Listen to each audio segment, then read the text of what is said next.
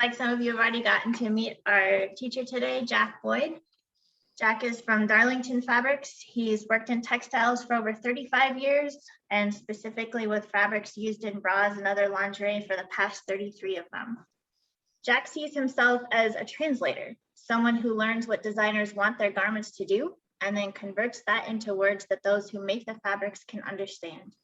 Like learning any language, there are nuances that take time to fully understand, but he hopes that today it will bolster your confidence and motivate you to keep learning. So Jack's class is going to be a little bit different than others you've gotten to participate in earlier this week. We'd like it to be a little more interactive. So you'll see at the bottom of your screen, you've got a virtual yellow hand down there. At the end of the presentation, if you've got any questions, go ahead and raise your hand. Jack can call on someone, and I've got a button here that says allow you to talk. I think you have to accept it on your end, and you can ask what you'd like. So Jack, what can we learn today about stretch fabrics? Okay, thank you, Naomi. I can go ahead and share my screen. Yes, we're ready to go. It's all ready for you. Okay, awesome. Get it all set up here. I can do it right. There you go. Whoops. All right, let's go back to the beginning. So the talk is really called The Science of Stretch, but actually it is the science of stretch and recovery. And I'm gonna, so that's the little secret that's here. And I have this photo now of this blackboard, because it's all about learning. No, we're not going to talk about math or going to ask you to do any homework, but I hope you will learn things that will help you as you continue to make bras. So let's go ahead. Here are the kind of things we're going to be talking about. I'm going to start off and talk about just the different kind of fabric types that exist. And then I'll talk about stretch with respect to those fabrics and what that means. We'll hone in on knits. And then we'll get specific and talk about the difference between a weft knit and a warp knit. I'll give you some examples. We'll talk about the way that we measure stretch, the relationship between stretch and recovery, and then we'll talk about the difference between stretch and recovery, and the kinds of factors that impact stretch and recovery. And I hope that most of the time we'll have to answer your questions. So there are three major fabric types. You've certainly heard of wovens, you've certainly heard of knits. You may have also heard of non-wovens. We're not really going to spend a lot of time talking about non-wovens, but a non-woven example would be something like felt. So it's not made in the way traditional wovens are made. It's not made like a traditional knit is made. It's also the kind of fabric that would be like a liner. If you have a jacket, it might be the liner inside that jacket.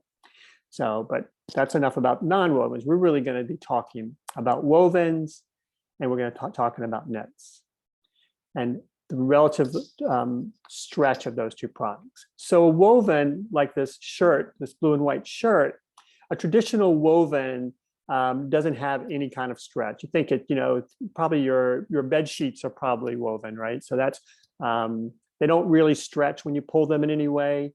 So that's a traditional woven fabric, like a dress shirt. There are stretch wovens, that does exist. That means a woven fabric that has some spandex, and spandex is a yarn. I think of it like a little bit like a rubber band, right? And spandex is a big component of stretch, but in wovens, it still doesn't give it a lot of stretch. So we're not going to spend a lot of our time talking about wovens. Yes, there are some woven fabrics that are used in making bras, but they're really the exception. Okay, most bras are made with fabrics that are knits. So in knits are something like this pink shirt. This is like a polo style shirt, and most of us are familiar with this. That is a knit. That's a knit fabric, and it's funny because we talk about knits. We talk about rigid knits. So I just talked about wovens being rigid, but rigid knits aren't actually rigid, right? They're actually they're knits that do not contain spandex. So it's kind of an industry term. There is some mechanical stretch. You think about when you put on a polo shirt, how it moves with you, how it's easy to, get over your head to get into. That's pretty easy. That is actually mechanical stretch because most of the time there's no spandex there. And then the other kind of stretch knit we talk about is something that contains spandex. Again, that stretchy yarn that makes it form. So I talked about weft knits and warp knits, and the origin of those words is really the direction of the fabric. So here's a drawing, a little bit of a drawing of a roll of fabric, and it's been unrolled a little bit. When we talk about the weft direction in a fabric, we mean from one side to the other, so side to side. And then when we talk about the warp direction, we talk about the way that roll unrolls. So the length of the fabric versus what you might call the width of the fabric. And that's important to understand because it speaks to the way the fabrics are made. So I'm going to give you an example of a couple of warp nets versus weft nets. If you think about swimwear, now swimwear is made out of both weft nets and warp nets, but most of the control swimwear that's out there, you may know this brand Miracle Suit. They claim that they can make you look 10 pounds lighter in 10 seconds. So that's a swimsuit that is a little bit compressing, a little bit like shapewear. That is definitely a warp net. And I'll talk a little bit about the differences and why that's important.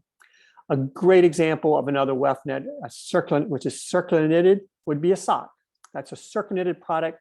Notice in a sock, there's no seam anywhere along here. There's usually a seam in the toe, there's a seam on the heel, and generally this whole circle around the leg is going to be a complete circle without a seam in it.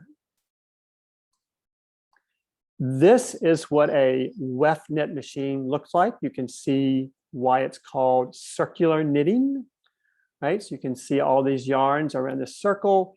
And then what you can't see is in this kind of case at the bottom, the device is spinning around and the fabric is being built little by little, really from side to side. But because it's a circle, it keeps going. And either that fabric is sold as a tube, like a sock would be, or you cut it open and you have an open width fabric, but it's still been made in the weft direction across really the width of the fabric little by little. As opposed to a warp net, and you can see here we have a warp knit machine. So if you look at these spools at the top, there are 4 spools across the top here. Now, if you look in the back, you can see there's another spool. There are actually 4 more spools back there, and there could be even another spool. Those are different yarns, and those yarns are coming together. And here in the middle of the machine is where the knitting is happening. So the knit is happening in the length of the direction of the fabric. So this small roll at the bottom is going to get bigger and bigger as that machine continues to knit. So that's a warp net. So now let's talk about the difference of all these things. So weft nets versus warp nets. What are the differences? Obviously, there are some advantages to weft nets over warp nets and vice versa. Weft nets in general, there's a smaller minimum required for someone if you're going to buy a weft net, it's easier to buy. You have more yarn options with weft nets. There's not as much tension on the yarn. So you have a lot of, you can use cotton, you can use rayon, you can use acrylic, you can use a lot of different yarns in weft nets that you can't use in warp nets.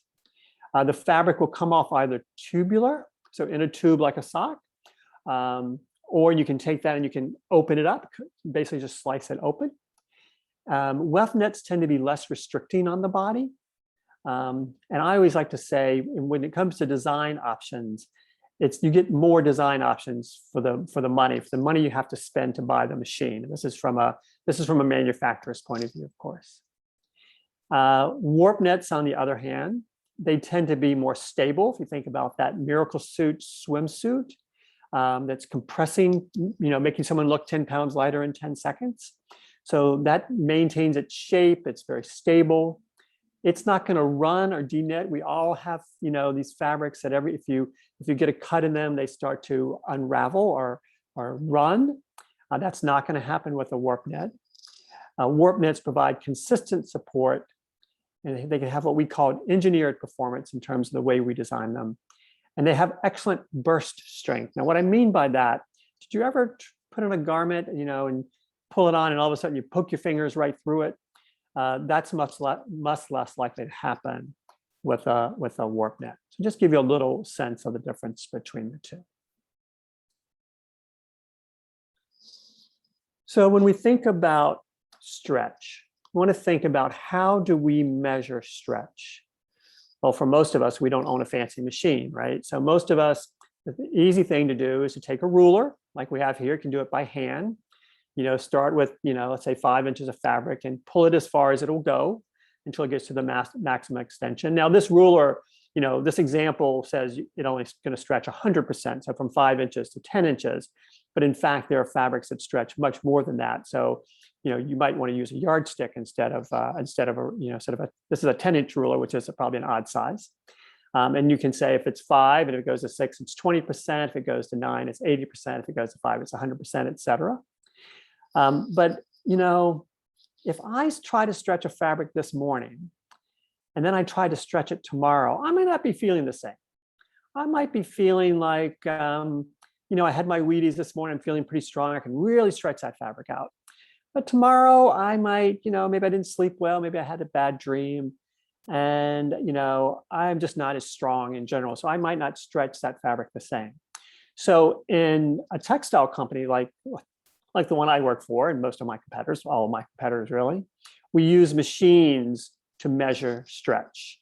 And there are a couple of them, Zwick and Strawn. Those are just some of the names, nothing you really need to remember, but and the reason we're doing that, and the reason you want to stretch it also is you want to, if you get a bolt of fabric and then you get another bolt of fabric, you want to make sure that it's going to fit the same on the body.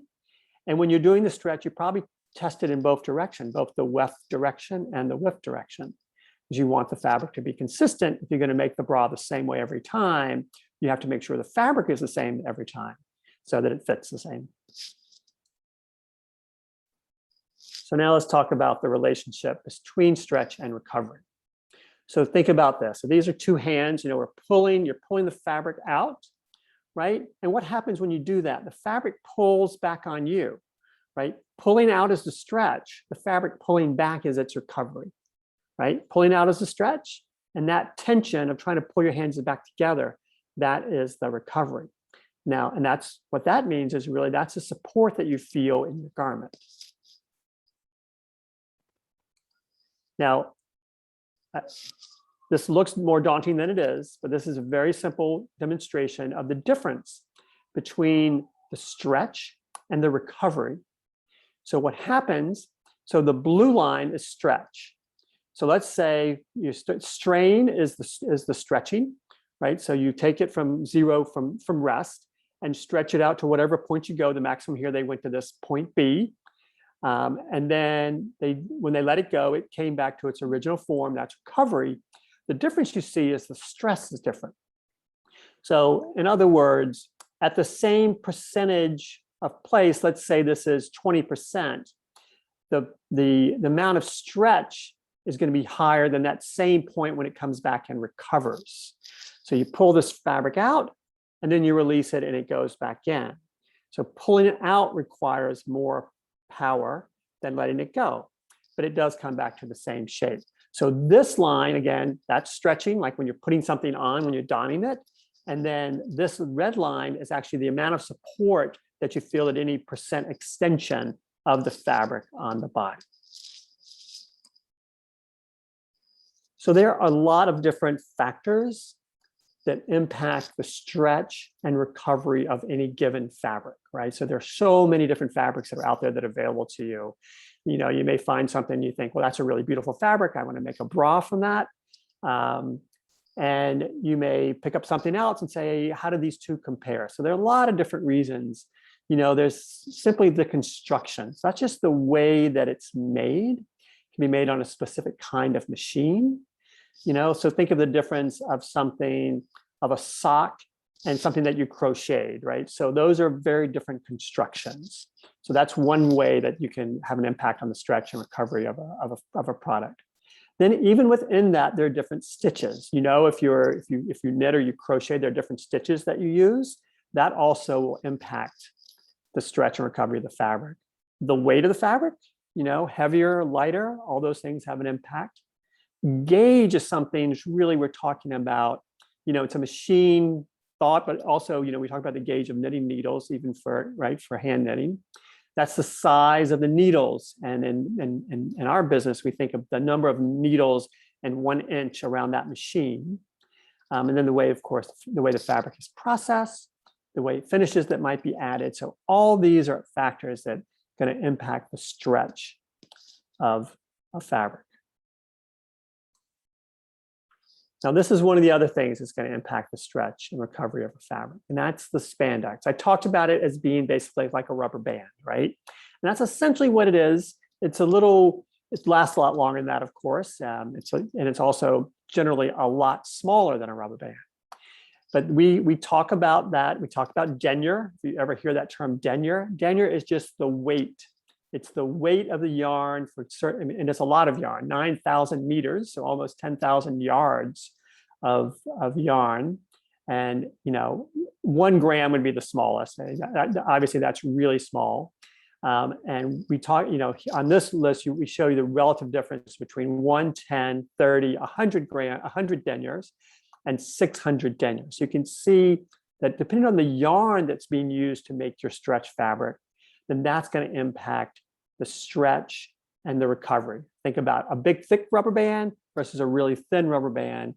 And that and all the other factors will decide how that fabric reacts when you get it into a garment. Okay, so here's my contact information. So I work for Darlington, which is a Moore company, darlingtonfabrics.com. And this is my email address, jboyd@dfabrics.com. You can also reach out to me after this session.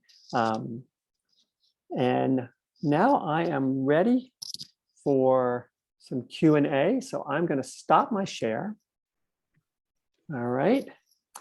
And we're going to see, we have, let's see, I think we have Kareen. Kareen has a question. Let's hear from Kareen.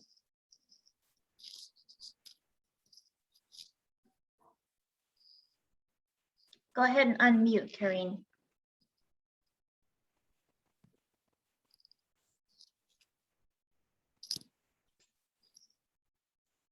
Looks like you're still muted. Well, maybe while Kareen figures out her microphone, I've got a question here from Bettina. Does the warp knit have these properties that it doesn't run because it's an interlock? I have a domestic knitting machine and don't understand how just knitting flat versus in the round could change the properties of the fabric so much. Wow, that's a great question, Bettina. That's a really good question. Yeah, so it really has to do with the loop formation. An interlock fabric is a circular knit. Essentially, each loop hooks to the next loop in a line, right? As it goes around in that circle, they each hook one at a time. So if one of them breaks, it tends to run back to all the ones prior to it. Whereas in a warp knit, it doesn't go vertical. The knitting actually goes side to side because of the way the knitting is happening. And so if something breaks, there are other things there to anchor it. So great question. Great start. Thank you. Right, we may have been able to get Megan Lancaster to have permission to talk. Let's see if we can hear from her. Okay, Megan. Can you hear me? Yes, we can. Yes, I have a question about spandex versus like spandex. People that I've met who use spandex like it more the word Kleenex, which is a trademark that everybody uses to this word. Yeah, so I think what you're saying is spandex a generic term, right? Well, that's part of it, but more is there really a difference between spandex and lycra? How are they used? Yeah, you're breaking up a little bit, Megan. So I heard part of that. So try that one more time. Try again. Is there a difference in how they are used in construction, like as a bra sewer or as a swimsuit sewer? Would I choose spandex over lycra or lycra over spandex in certain situations? Yeah, so the answer to that is, in general, lycra is simply a brand of spandex. However, Lycra does have some products that other people do not have. So, I can tell you that personally, the quality that we experience from Lycra is actually very high, from our point of view as a fabric manufacturer. But we also bring in spandex from other companies. And for the most part, the performance is similar. But I would say that one of the things that we like about Lycra is that they do have superior quality, right? Otherwise, for the most part, the yarns are going to be the same. However, Lycra has invested a lot in innovation, and they make some products that no one else makes. And in those cases, you would definitely want to be using Lycra because of the features and benefits. I talked earlier about the different types of Lycra, or different types of spandex, and that has an impact on the way the garment, or reacts on the body. Thank you. Okay, Kathy. I have a question. I had to step away for a minute, and I apologize if you covered this. Did you talk about the properties that allow fabrics to become moisture wicking, or is that part of is that a fabric thing, or is that a finish thing? That generally is a finished thing, though there are some cases where it is a yarn related, it's a physical thing. Most of what is doing the wicking is really chemistry that's added to the fabric. There are a couple famous examples. If you've ever heard of Coolmax. Yeah. Coolmax is a yarn. We talk about yarn, we talk about the cross section. So if this is a pen, but if this were a yarn, if you look at the end, it's called what we call the cross section. This is Correct. round. That's round, right? And Coolmax, it's shaped. Let's say it's star shaped, right? So there are more places for the moisture to move along the channels. And once the moisture can spread out, it evaporates more quickly. So that's a yarn thing. So both of them exist. Most of what you're probably seeing in the market is probably chemistry related. It just helps move the moisture away from the skin, which keeps you dry and keeps you cool. Great question. Thank you. Okay. We've got a question here in the chat about synthetic fabrics, Jack. Okay. Do you know any that would be more sustainably or ethically made that would have good tensile and recovery to replace something like PowerNet? Wow, so that's a great question, and it's something we're spending a lot of time talking about ourselves, right? So there's a number of recycled polyester products that are actually made from used water bottles. So there's a lot of that. So there's a lot of sustainability. I think at Darlington, about almost 40% of our production is our yarn purchases are that yarn. So you're using sustainable, but then there's some new products as well. People are also recycling nylon. So there's recycled nylon that exists in the world. There's not as much of that yet because this is a relatively new thing. And of course, we all know the problem that water bottles create both in our landfills and in our oceans, right? So recycled polyester, I think they've literally recycled billions of used water bottles to create that polyester. And then the new thing that's out there that's really exciting, and we just made our first fabric, is there's an additive that you add to nylon, and that additive accelerates the breakdown, the biodegradability of nylon. Now, nylon still is a very long time to biodegrade, but this accelerates that so that the product is biodegrading in both landfill and also in our oceans.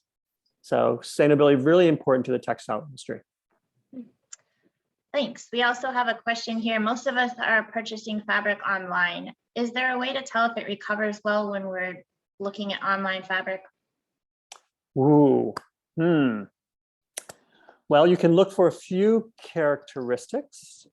I would try to get a sense of the construction, right? So you probably want a knit versus a woven.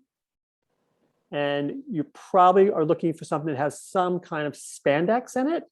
Now, it may be listed as spandex. It may be listed as elastane, which is what they call it in Europe and in Asia.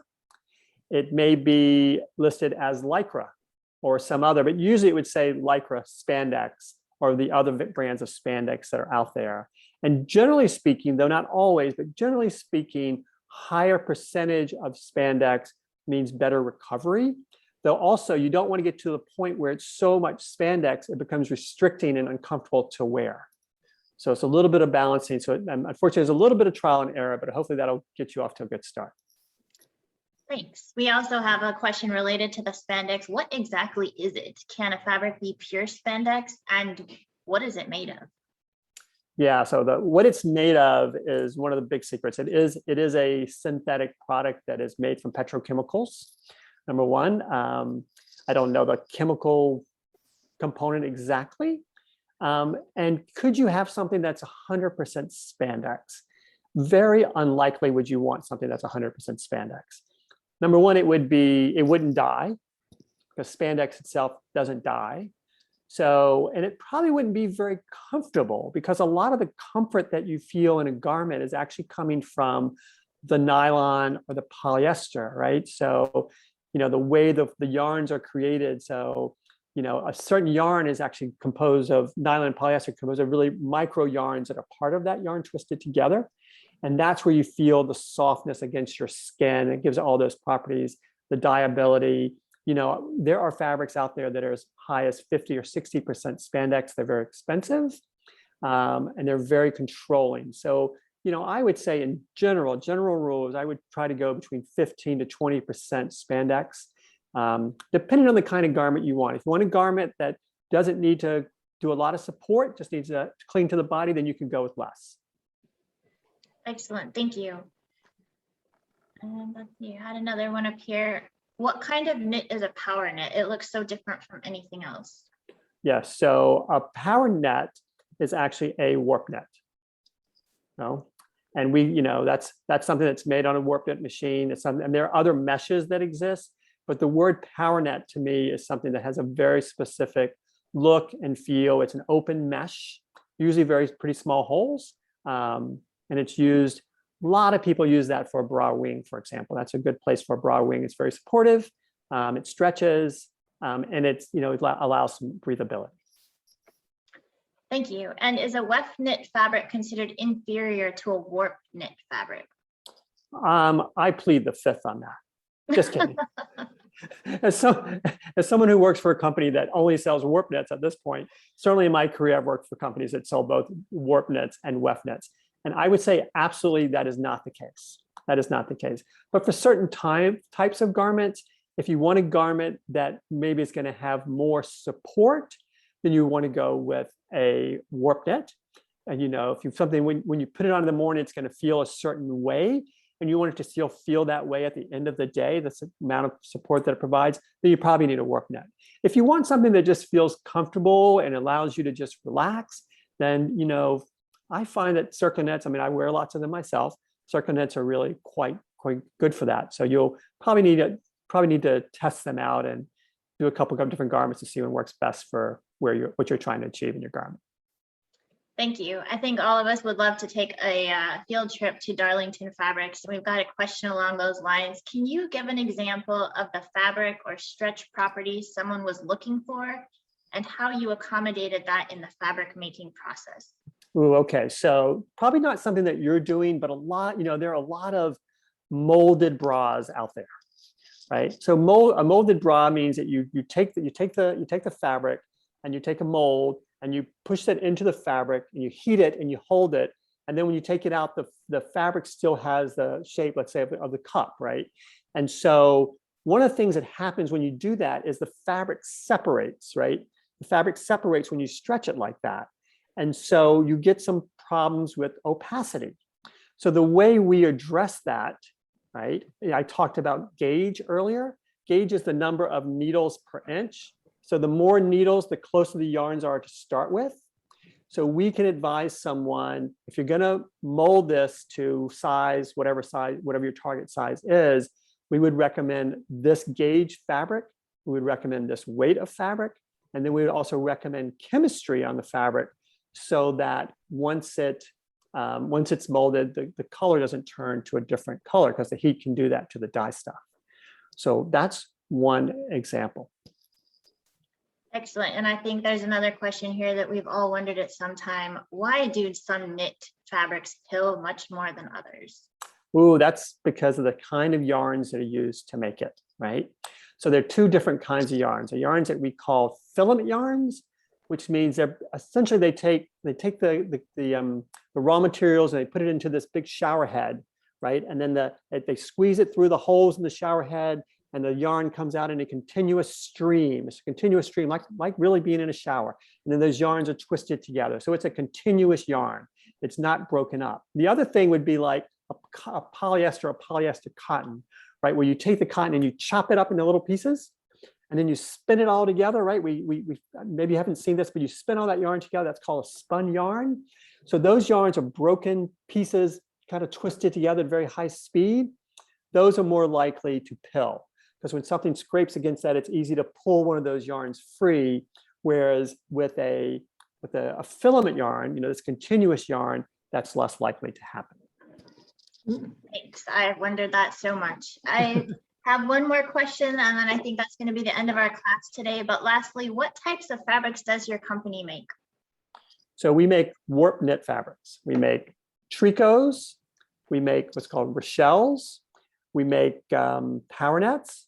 We make tech sheens. We make meshes. We make UBL, which means it's a fabric that's made for Velcro to hook onto, so Velcro hooks to hook onto. We make what we call mock wovens. We make different novelty fabrics out there, different Excellent. patterns, etc. Excellent. Thank you so much, Jack. This, I think, for me has been the most fascinating class thus far. I learned so much. Thank you so much for taking time today. And I see we've got probably 20 questions left in the chat. So I'll be posting those over on the Facebook group. If you want an easy way to find these, use #AfterClassDiscussion, and it'll bring up class discussions for every class, and just scroll through until you find Jack's, called The Science of Stretch, and we'll answer more questions there. Thank you so much. I'll be headed there myself right now. Excellent. Thanks, Jack. Thanks, everyone.